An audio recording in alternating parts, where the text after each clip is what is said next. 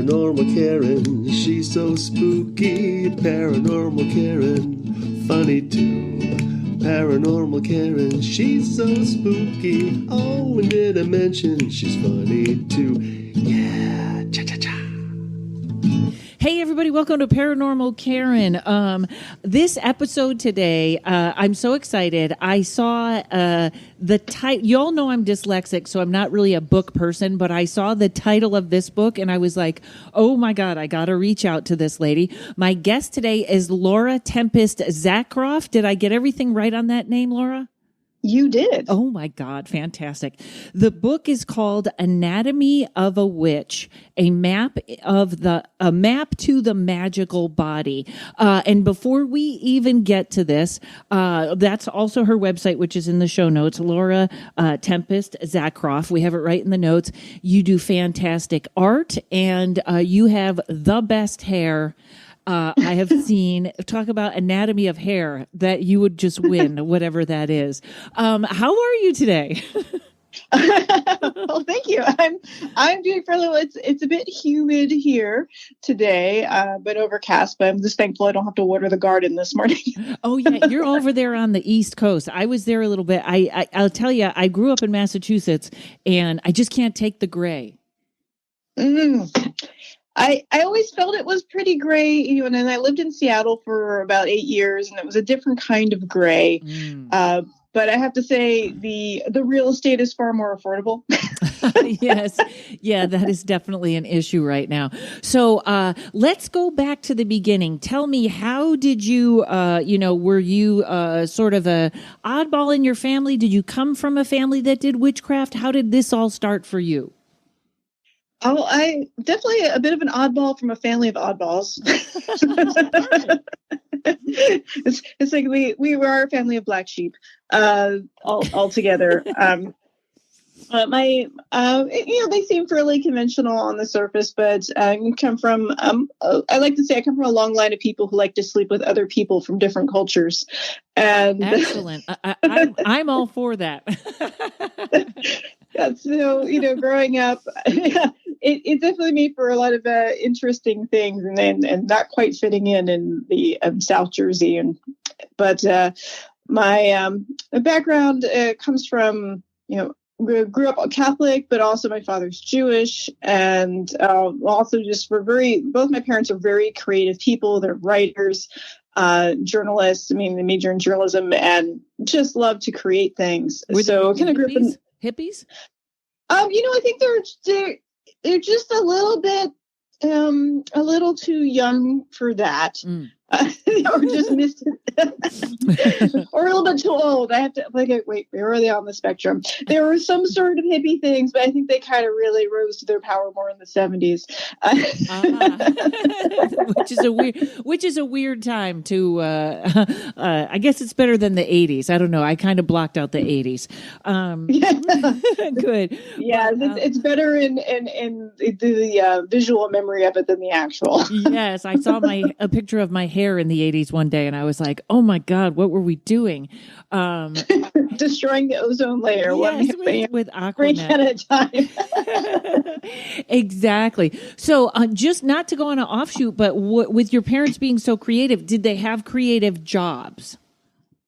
Yes. So my father ran his own audiovisual company. So he would provide music and musical background and slideshows, videos, writing scripts. And he also became an instructional designer later on. And my mom made a lot of crafts, but she was also a librarian, and she taught school. And so it was just kind of a mix of things. They kind of did what they needed to do. I like that. I like that better than the conventional. You get a job and you stay into it for life, even if you hate it. Yeah. Okay. So you had this creative thing already going on, which I always say creative and sort of psychic stuff is all intertwined. So probably you had a good base there. So when did you realize this was the path you wanted to go on? Fairly early, I was, diving into everything, paranormal and psychic, the Mysteries of the Unknown series. That was a favorite that I kept checking out of the library. And even though I was going to Catholic school, I'm really good student about like studying everything about mythology and practice. I was like, this doesn't really add up. I found kind of my church was more out in nature in the backyard and, looking and working with animals and plants and things like that. But I didn't know that there was a name for it specifically until my teens. Like, wait, there are other people who do this too. Awesome. That's that to me it has to be past life. I call it past life witches club. You just brought that right into this life with you. Possibly. Yeah. And so then you said you had a degree in journalism. Your art is fantastic. Before we get to the book, your art is just fantastic. Thank you. So my degree is in printmaking, and so Bachelor of Fine Arts. My parents majored in journalism. So grew up with that influence of writing and needing to write well. Also, I'm going to bring this up right now because this will air after the other episode, but someday I may have you back on if you're willing, if this goes well for you. I did an episode where I had all the people that taught online classes come on for 10 minutes and explain what their class was so that my listeners could take a class. I know that everybody's so interested in learning psychic development and stuff. And you actually have online classes also. Sigil Witchery, I love that. Tell me about that class. So Sigil Witchery is based on the book that I wrote, Sigil Witchery, Witch's Guide to Crafting Magical Symbols. And in the class, we go through the history of mark making and its relationship with magic and spirituality, and seeing examples from all over the world and the similarities between that. And then I teach folks this intuitive process of crafting sigils that pulls upon their background, their experience, whether they're a computer programmer or a dancer or, a linguist, whatever it is that your background is, and be able to create effective sigils from that. And then at the end, we co-create a sigil together so everybody understands the process. Wow. And I see that one was before, but you're going to teach that class again, I'm assuming, because that looks great. I teach that one about once a month. During the pandemic, I was even going up to like 2 to 3 times a month because it just would sell out in an instant. And now I'm taking a little bit of a break with everything that's been going on. Like, I'm just going to, enjoy summer a little bit, but I'll be starting classes up soon. So there'll always be a couple on my website. Okay, fantastic. Yeah, it's would you not to tail off I tail off on all kinds of directions. Obviously you're like, by now you're like, all right, we're not staying on one lane. How do you feel? This is probably going to be we're going to be in August with this podcast, and my listeners know I tape early, so we are in July. Are you worried at all about what's coming up, or maybe not even worried, but like, okay, we got more changes coming? I think it's been such a state of anxiety that I can't specifically say it's worry anymore, but an extreme amount of caution. I especially with, right now we're looking at the early reports of the Delta variation in the United States, and having known what it did in India and other places, and people still are not vaccinated enough. Mm-hmm. Yeah, it's that whole ball of wax there just seems like it's going to be an endless. I don't know. Do you have any vibes on that? I heard somebody that was quoting a book someone had written years ago. Don't ask me what these are my sources. Someone quoted a book they read years ago. There's my journalistic quality. But someone said how this virus was going to come up in 2020 and just suddenly disappear. Like it would just suddenly be gone. And I'm really hoping that that's the truth, because I just feel like even the virus aside, I don't know that we can take much more. Yeah, I sadly kind of feel like that's wishful thinking, but I'm hopeful that by 2022 we'll have enough folks vaccinated, enough situations going on that it hopes protects and the majority of the population and eliminates it at the same time. But I'm not planning major trips right now, or being like, I'm going to go plan a tour because I love, going all over and teaching and performing and such. And I'm like, I'm not getting that feeling. It's quite time. I'm going to enjoy the summer while I can. But I think we're still going to need to have a lot of patience. Yeah. And also, podcasts, you could go on a million podcasts instead of a book tour, and it might achieve the same thing business wise. You won't get to go out and meet people and see the world, which is always fun, but business wise, it's you're always welcome. So so now you have other books. So I want to hit those first. I want to go to let's start with Anatomy 2. You say it for me, because I love the title. I love it so much. It's like, what is the book about? So Anatomy of a Witch, A Map to the Magical Body, is about embodying your practice. Of course, you use the word witch, but it's for any magical practitioner, and it's for anyone who has a body. Like if you are physically living on this plane, this book is for you. That's not to be general, but anyone with a body, it's good for you. That's what I call my body positivity. My take on it is like, I'm positive if you have a body. There you go. Perfect. It can work for that. And so what we do in the book is explore. I've set up this symbolic or metaphorical system I call the Anatomy of a Witch, which is 5 different parts. The witch's lungs, the witch heart, the serpent or the witch's gut, the witch bones, and the witch mind or the weaver. And all of these can tap into our biological systems, but also be guides for magical practice and personal power, and really connecting with our body, because we often live in our heads, especially folks who do magic and very spiritual paths, right? We're like, oh, the spirits know of our minds. And you're like, but we're here on this realm to have a physical experience, and our bodies are our most powerful and immediate tool. So this is a guide to that. I read tarot cards during the day, and especially now, grounding is so important. And I get kind of sometimes I'm so tired at the end of the day because I'm like, you didn't ground, but it seems much harder right now. Like it almost seems like your book is kind of on time, is how I want to say it, because I don't know. Do you notice? I picture you as out in nature all the time. So please curb my. I like you have a mattress in your backyard, kind of thing.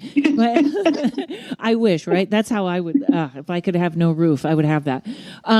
But do you find now, like I said, this book is for this time. It seems harder to ground. It seems like the paranormal is more accessible. Like everything is right here.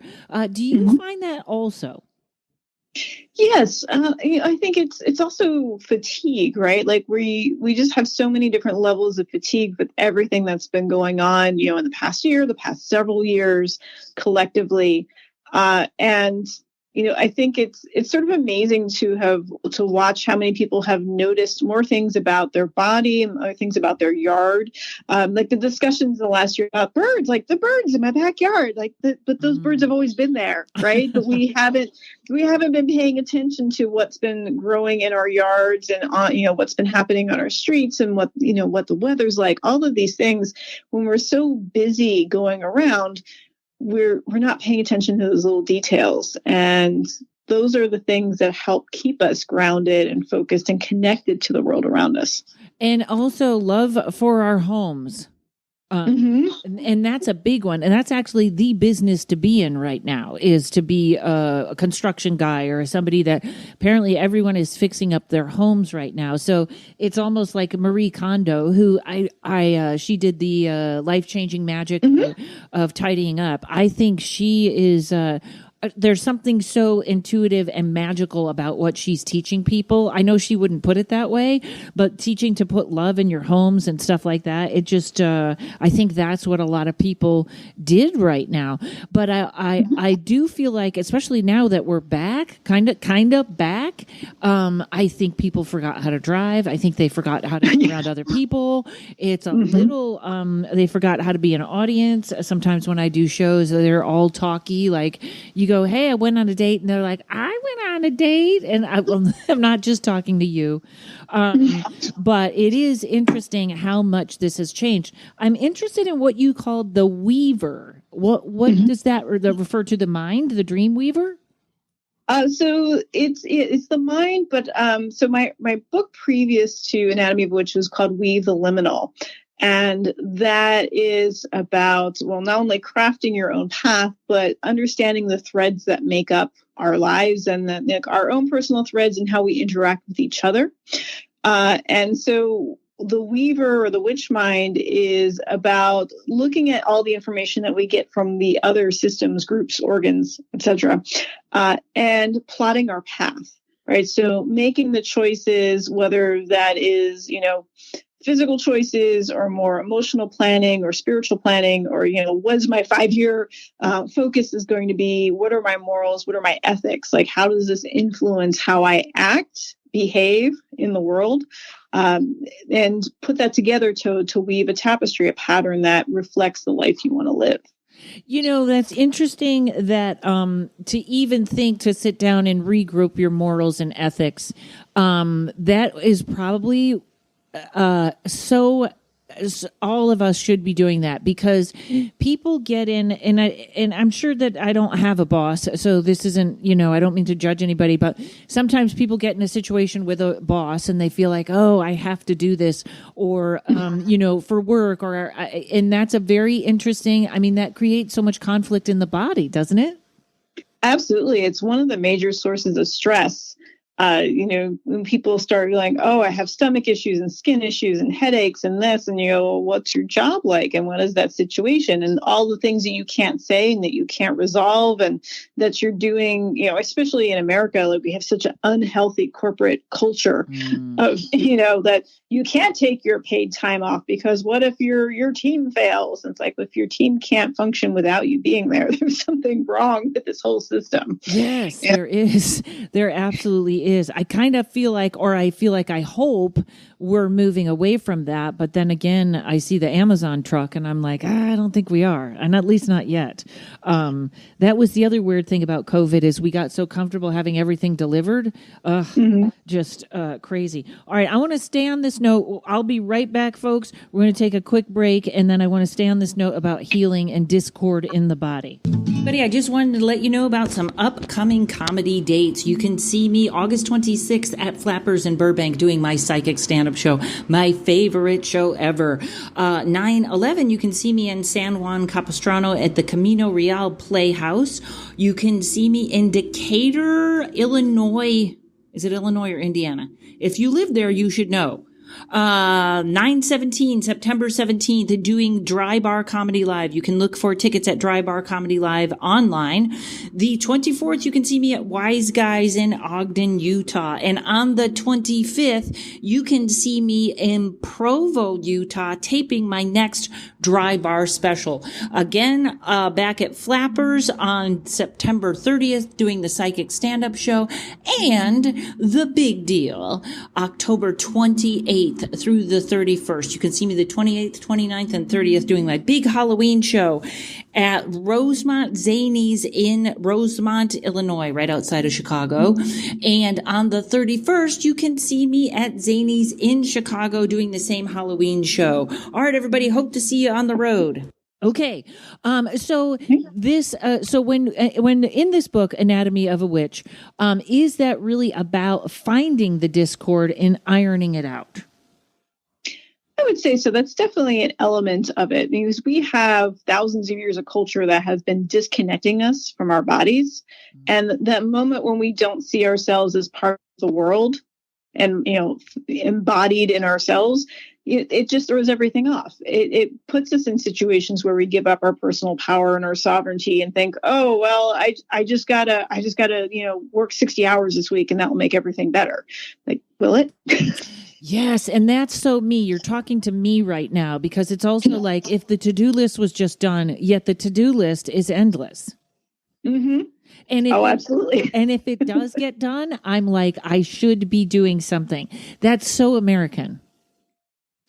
you can't rest. And that's the thing I've been personally learning in the last year or so, because I'm, even though I work for myself, I'm still a workaholic. And so, learning to set aside time where like, this is just going to be for email, or it's okay if I'm going to stop working on this painting, or, whatever it is. Like, if I can't get it done, is the world going to end? No. My favorite focus right now is peace and freedom.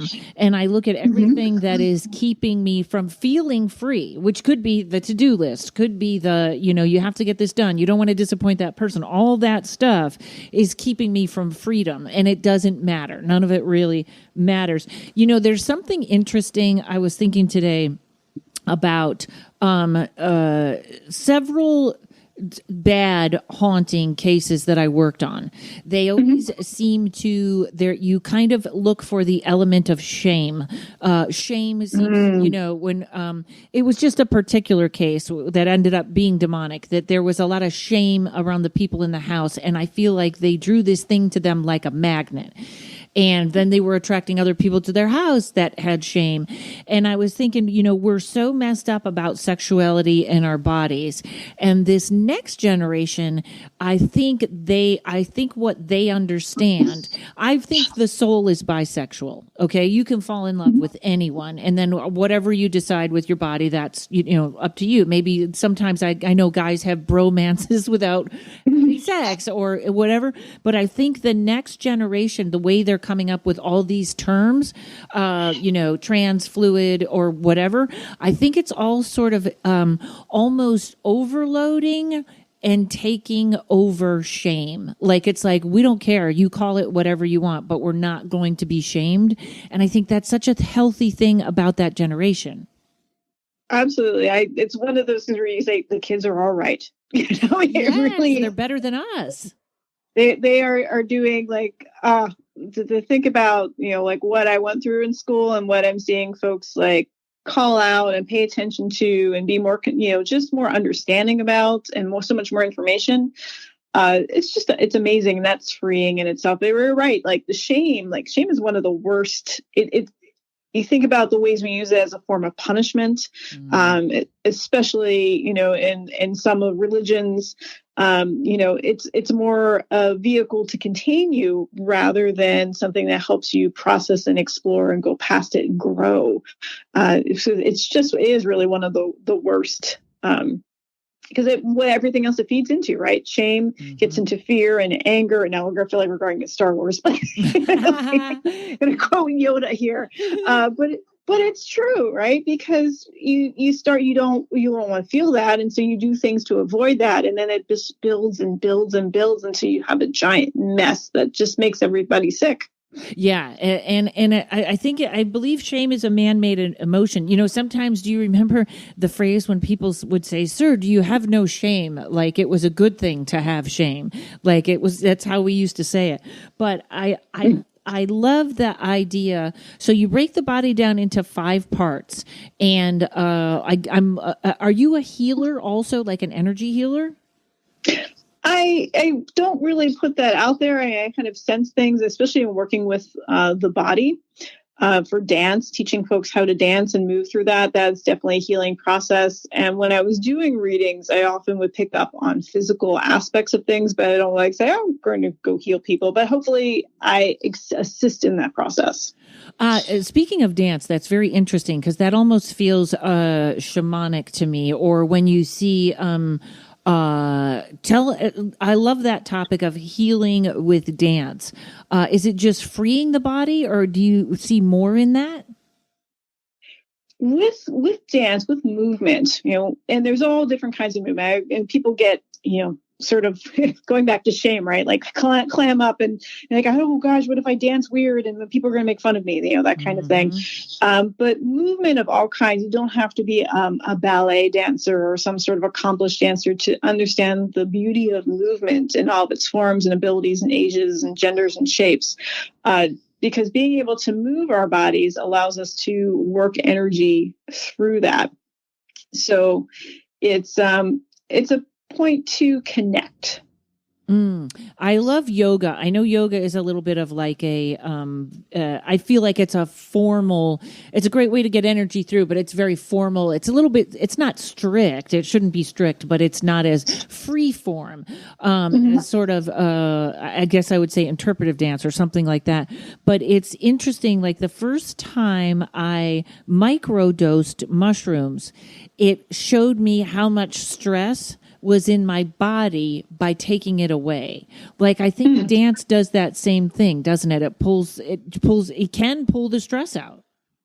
Yes, because we hold so much tension. Like why we need massages so much and acupuncture and acupressure and all those things, right? Is because we just build up tension and we hold and it just, it does bad things to our bodies.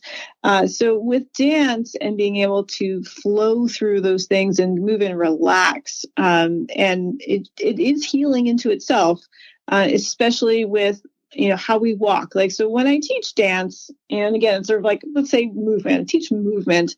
I start with getting folks situated in their bodies and start with like your feet. Like how often do we pay attention to our feet? Not very often, unless there's something wrong, like unless they hurt, right? So using our feet to, as I say, kiss the earth, to feel the connection to the earth, and then connecting all the way up into the hips and the belly and chest, arms, the head, all of that coming together. And being aware of it, suddenly we are more relaxed. We're less inhibited by what's going on. And once we start thinking about how it feels versus how it looks, that changes the whole game. In a parapsychology class, one of the things the teacher would say was when someone asks, why sometimes do you only see a ghost from the hips up, is he was like, think about yourself right now. Did anyone think about their feet? Right. So that's what we think about. We think about like waist up. So apparently some spirits look like that because that's all they're thinking about. I have never seen a spirit just waist down. That would be an odd. I guess they would I don't know what they'd be thinking about then. I've become a little obsessive. I'm literally trying to make my own shoes right now. I bought a kit to make my own shoes. Wow. I know. Well, it's not going that well, but it was a pattern on Etsy with cork bottoms because earthing, I think, is more important than anything right now. And dance must really help with that. Yes. And you think about all of the nerves that end in our feet. And it's like reflexology and all the different kinds of schools of thought that go with that. Well, just the basis of that, of course, our fingers are, and our hands have a lot of nerves in them as well, but we forget again about those feet. And most of the time, most people are not walking in a healthy way. Right? We tend to walk heel to toe, which if everyone knows a cat, look at how your cat is walking basically on its toes. That's kind of the structure of things. So our bodies are best situated when we walk kind of the toe to the ball to the heel and ease our weight into it.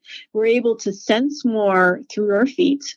Because of all those little nerve endings in there, you can sense if the ground underneath you is unstable or if it's wet or if there's something sharp there before you commit your weight to it. When you put your heel down first and then plop down the rest of your foot, you cut out all of those nerve endings and the ability to sense. And that's where people fall and hurt themselves, especially when you think about icy times, right? You put that weight down first. That's it. You're going, ass over tea kettle. Boom. Wow, that's really interesting. So I have to try that. So I have to ask, do we look like somebody, sort of a cartoon character sneaking up on someone when we walk on our toes, or is there a way to do that and have it fit in? Not that that's necessary, but... I start folks off with just think about the parts, think about put your toe first and your ball and your, the rest of the foot down to the heel. But once you start moving, it's pretty natural, though it is very good for sneaking up on people. I know. Can you see, the burglar in the cartoon that's hunched over? Yeah. It's such a funny topic because I've always been an athlete. Even now, I'm still quite out moving all the time. But my mom always made our clothes when we were little, and she made us bell bottoms, and the bell went the wrong way. So when I would run, my toes would get caught in the bell bottom and I would fall.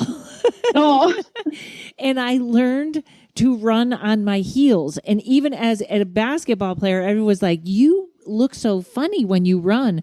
And so now that's even more interesting that I have to try the toe. But even in yoga, I just started doing, they do a squat and curl, which I did not realize how, like, I don't usually wear heels because my ankles are wobbly. That one exercise makes your ankles so strong you can click around in heels. right. And the interesting thing about, as I learned for dancing in heels, right, you actually should have heels that are not like a little kitten heel, but 2.5 to 3 inches up, because you should be putting the weight at the ball and on the toes. So you're not actually putting it back on the heels, which again allows for greater balance, but doesn't hurt your knees or your spine as much. So like that's how movement in heels should work, but most people don't work that way. And that's how you get all those foot problems, is because it's kind of breaking in the middle of the foot. Oh my God. Okay. So almost, I would say just about every podcast I do, there is one aha moment, and that's it. Because I couldn't figure out why I was like, this year you're going to learn to walk in 2-inch heels.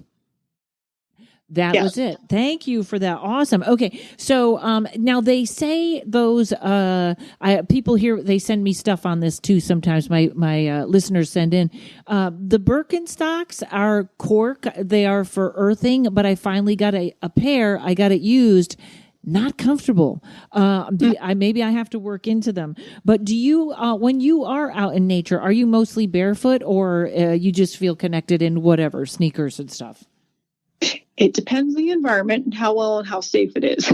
Because there's a lot of stuff out there. So if I'm at the beach, I grew up on the Jersey Shore in the summertime, so like baked the heck out of my feet between the concrete and the sand. But I'm still cautious about like what's out there. So most of the time, especially in the last year or two, I've kind of switched over to sneakers that have just enough cushion. They're not super heavy, but enough to protect my feet. And it's also easy to get around. Yes. I tried. The earthing, they were talking about the barefoot, and I tried, but it's I'm in LA, and it really wasn't as bad. But everybody has the fake grass that heats up, so the grass isn't even cold. But it was there's too many stones for this. This isn't going to work barefoot in LA, but some people are doing it. This is back one topic, but I think it's really with you being brought up in Catholic school, but kind of knowing this isn't settling well with me. That is such a gift, because I know so many people brought up in any church feel like they do feel the shame. They do feel the I should be doing it this way, not this way. And it lasts lifelong. So that's pretty much an old soul when you come in and you're like, I think I can do this differently. Don't you think? Definitely. One explanation. I also have 2 older brothers. So I was like, why do they get to be acolytes and I can't be up on the altar doing the thing? I mean, it's different now. Like now I know that there are female acolytes in the church, but when I was growing up, that was not a thing. It was bad enough. We can just sort of let the Eucharistic ministers, who are women who are just there on the step, but that's too close. Yeah. Yes.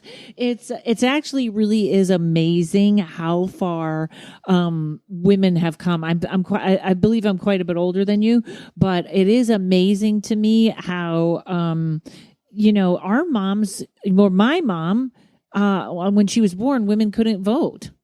Mm-hmm. Have you seen the on Hulu? What is it called? Handmaid's Tale.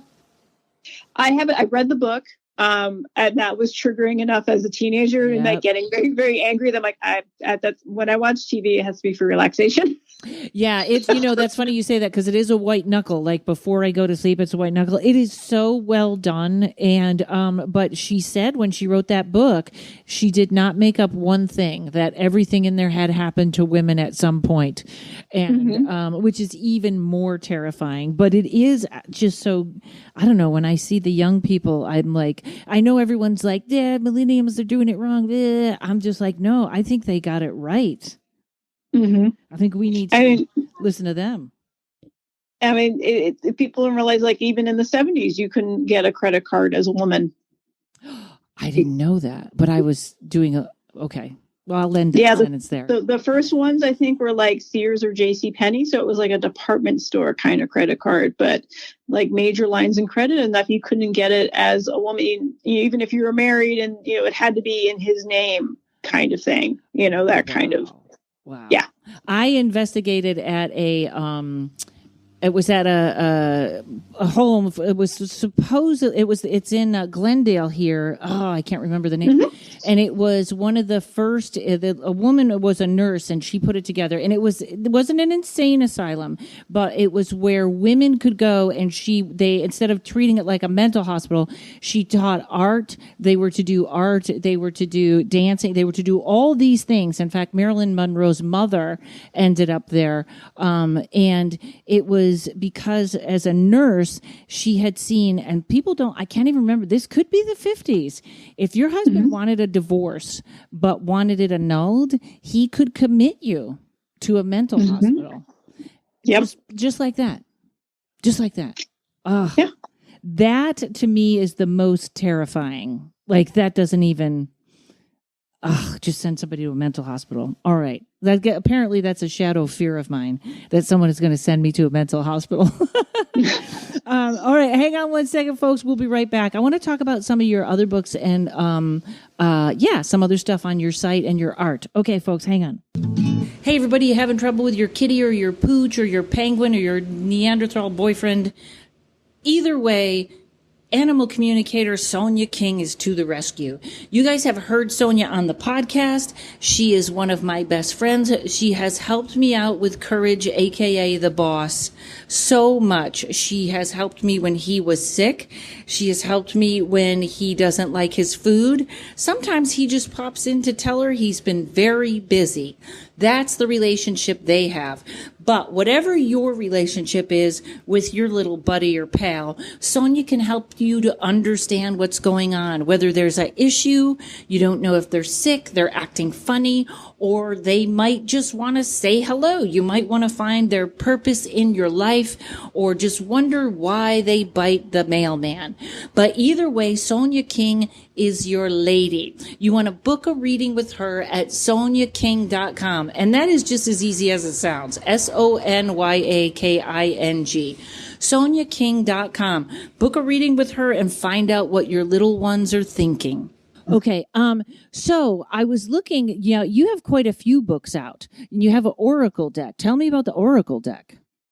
So the oracle deck is the Liminal Spirits Oracle, which is for tapping into the spirits around us, whether it is spirits of place, or trees, plants, different kinds of animals, as well as what I call artifacts, which is like working with metal and clay and such, and the relationships that we build up with those objects. And it's another way of getting folks to connect with the world around them and to start to tap into those powers. Wow. Are you an earth sign? I'm a Gemini with a Virgo moon and Cancer rising. Okay, I'm a Leo with a Gemini rising. I'm very Gemini, but it feels like, I don't know if your chart is full of Earth, but it feels like, man, that's your gig. You are in charge of Earth if we have to break it down to 4 elements. And it's out of stock. Are you getting that back? Yes. So it's supposed to come back in July. It's sold out. And shipping right now in the publishing industry, it's taking a bit longer with the pandemic. So hopefully in just a week or two, it should be back. But, yeah. And you, this is very interesting. I love, you have certain pieces of art here that are, that are for sale. The Queen Bee I'm looking at right now. What inspired that? That's gorgeous. Thanks. That's, sometimes I just get a vision. I just see something in my mind's eye and need to go paint it. And she was one of those where, I just saw this figure and the flowers and the dripping heart. And there's actually a series of all kind of related to bees and heart and honey that I've been doing for the last almost 10 years. And those just always come to me often, like at night, just before going to bed or something like that, where it just pops up and I see it and I need to make a painting. And there it is. Wow. I would say these are shall we say goddesses visiting you? Goddesses, spirits, deities. I think one way of looking at it is I find that spirits, deities, etc. They like art. They like to have art made of them. Yeah, yes, and I guess that's how we. I don't know if you ever read that book. Who's that lady? It's the greatest book for anyone who's in the arts that has blocks. I don't think you have the same blocks. It's by Elizabeth Gilbert, and it's called Big Magic. And, oh, yes. Yes, and she talks about the poet that waits should be out working in the field, and she'll feel the poem come, and she'll grab it, like, by the tail and drag it into her house. Like, she talks about it like it's a thing.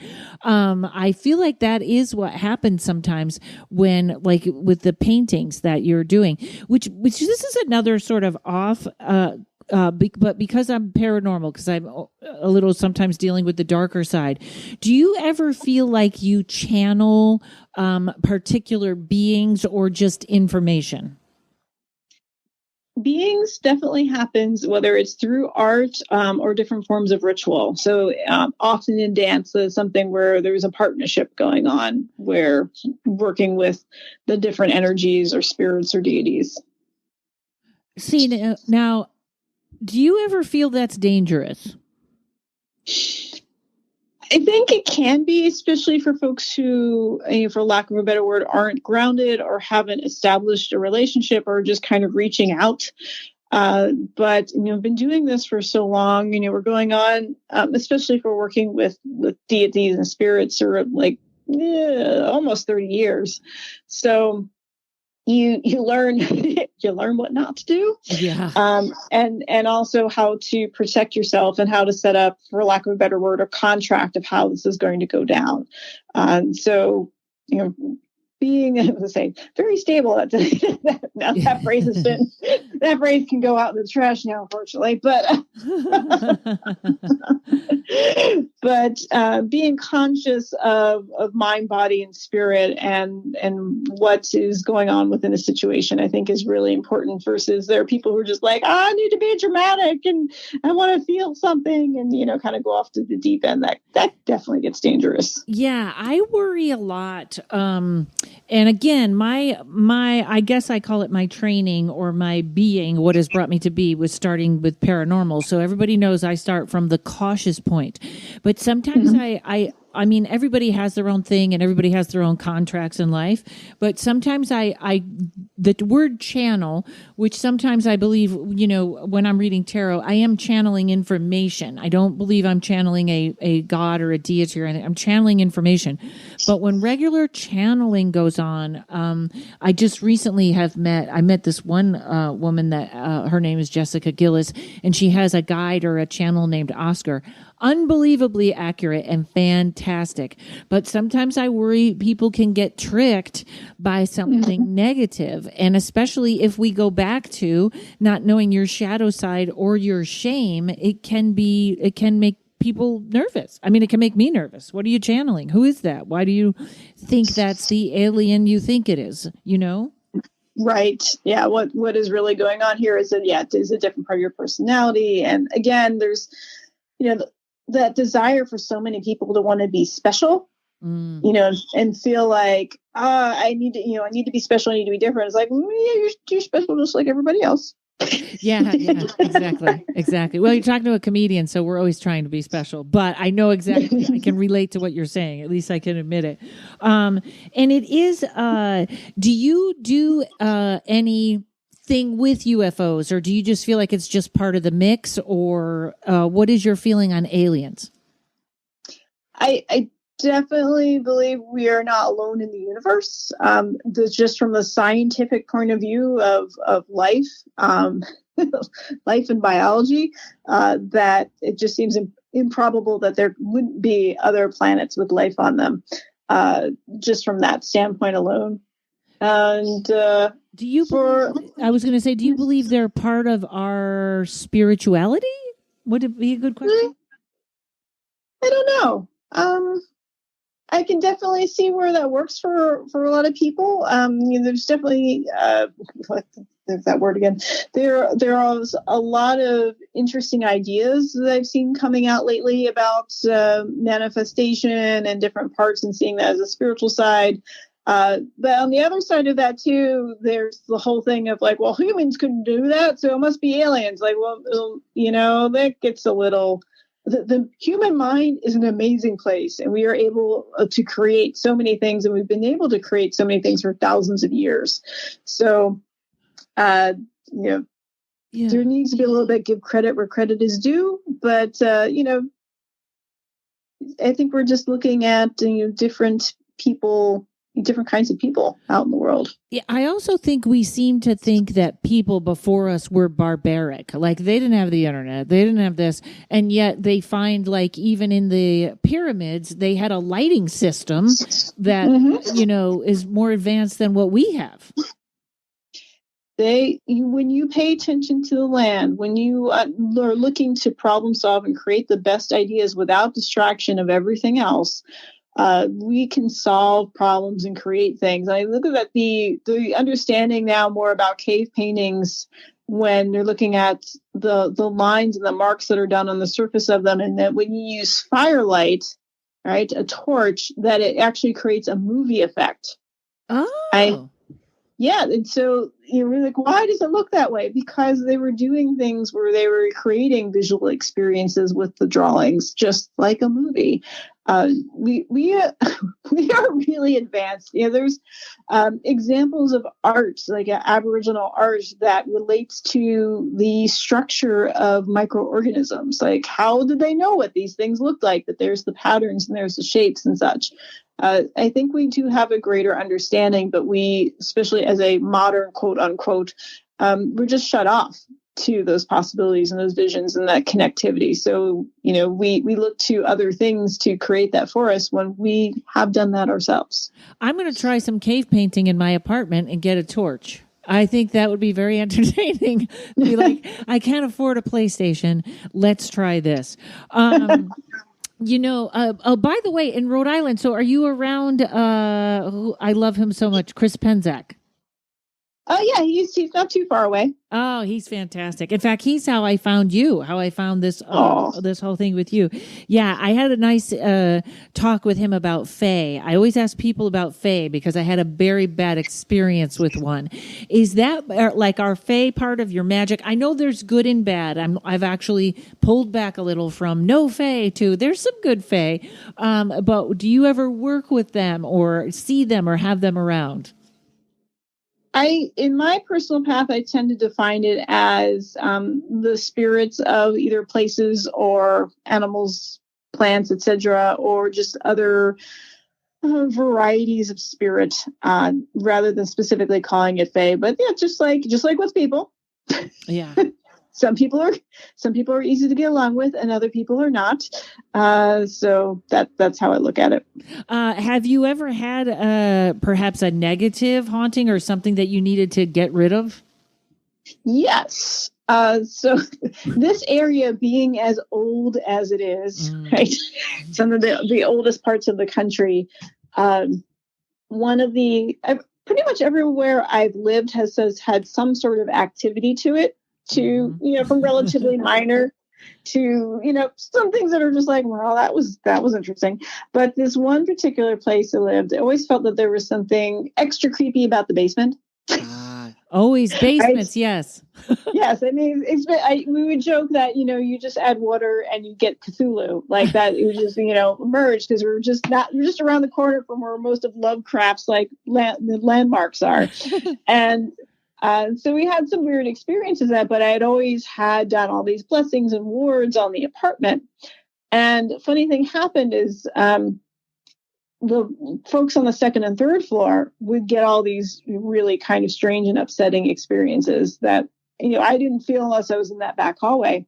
After we moved out, a friend who had someone else living in that same apartment without the wards, they're like, they were having these experiences. I'm like, oh, that was what's going on the second and third floor. It must have hit the first floor when we left. You guys must have shoved it somewhere else. Yeah, it wasn't allowed in. It was, there wasn't an open door when we were there because everything was protected. But as soon as all those wards were taken down and things were removed and the workings aren't done there anymore, then it was like, sure, great. Now I can live on the first floor too. So, yeah, for some reason, I just started that with sort of Eye of Horus everywhere and a little rosemary at door stops and stuff like that. I just feel like it's necessary now. You might be like me where you are the paranormal activity. Like my friend did my astrology and she was like, no, you're not moving into haunted places. They're around you, not in a negative way, but just that like, they're like, no, you have that energy that can attract that. But when we work with banishing things out of apartment buildings, that's the problem. It moves from apartment A to apartment B and then just waits for apartment A to open up again. Yep, kind of like roaches, right? Yes, I know. The exterminator came downstairs yesterday, and I was like, "Oh, they're going to push everybody up here. All those are going to come up here. I got to do something." Yeah, that's really fascinating. But being magical, probably. I always wonder if when we have this energy that is paranormal, if things see us as a threat or a friend, or just like curious. I find it's more curious to friend. So, I have lots of friends like, oh, I can't wait to stay in a haunted hotel. And I'm like, I just want a good night's sleep. If I'm on the road. Yeah. But it has happened before where, just go to some little hotel on the Oregon coast and wake up by, some child spirit at 3 a.m. that's like, you want to play? And I'm like, no, I really want to sleep. I'm sorry that you were stuck here, but I just want to go back to sleep. And that's a nice one. I always think hotels are just, so many people commit suicide in hotels, number one. Yes. And people do things in hotel rooms they wouldn't do at home, number two. And then it's just weird energy on top of that just feels very, I don't know. It's a hotel really has to be cleaned properly, or it just is. I don't know. It just kind of that energy lingers there. I've always found that when you go to a place that's notoriously haunted, or people go on the tour here all the time, or they stay here for the ghosts, it's usually a kind of a tame energy. It's when you're in a place that is not known for that, or you're the first one in where there was a tragedy, where I feel it can get very like something really is like, hey, what are you in my space for? I did you might be familiar with the Portland tunnels.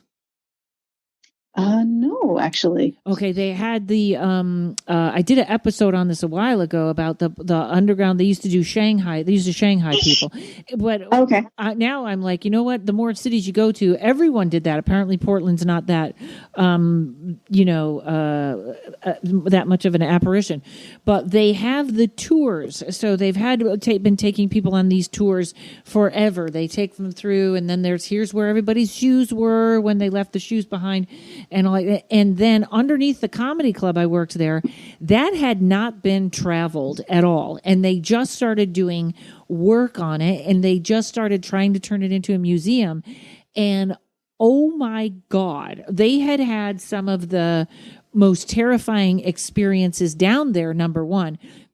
Somebody closing the door to the refrigerator when they went to get in beer and holding it shut, stuff like that. And I was down there half an hour, got something like 25 EVPs immediately, walked in, and the guy says hello, and on the background you hear someone yell, help me. It was just one of those where they can really be like, what are you doing here, if it hasn't been a well-traveled place. I don't know how I got off on that tangent. Do you do any ghosty things, or do you like to keep it more peaceful and calm? When I was younger, and the person I was with at the time was very much into, go to all the cemeteries and do the haunting. That's when, TAPS was here in Rhode Island, right? that started out here. So I did a lot of that when I was younger. Now I'm a little more chill. I have the time, but I think it's going to the hotel, right? That with hotels, you have that transient energy. You have people always moving in and out. But when you have I say it almost becomes a shrine, right? When something becomes known, this amazing thing that happens in churches and temples and roadside shrines is when people start visiting, it creates a current of energy. So it's like when you establish that current, then things tend to roll on a certain path. But as like you said, when you come into a new space, right, it disrupts it. Yeah. It just, until people are going through there again, you get enough people. It's like light, like you have one little tiny candle versus, okay, now we've got floodlights and everywhere. And now we can see all the corners of it. It's that difference of how much exposure and how much energy goes into a place. Yes.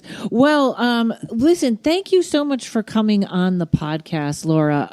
I'm going to have your website in the show notes. But for people that want to go, it's Laura Tempest Zakroff, and this book, Anatomy of a Witch. It's out now. It will be out. I see it says pre-sales. How do people get it?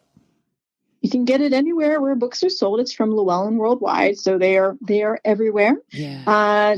But particularly I recommend, of course, you can buy directly from me if you'd like a signed copy, but always support your indie bookstores and your little witch and occult shops. That's a great place to support locally. Yes, and I would sign up for Laura's email list because the sigil class looks fantastic, and like you said, you're always offering something. So, yes, so much. Thank you so much, Laura. Thank you. This was great. Great. You watch out for the bugs when you're walking out in the backyard. I will. You too. All right, everybody. Thanks to Mike at Uno Rising Media. I don't even know if I'm sure I have some dates to plug that are in the ad. Everybody, we'll see you next week.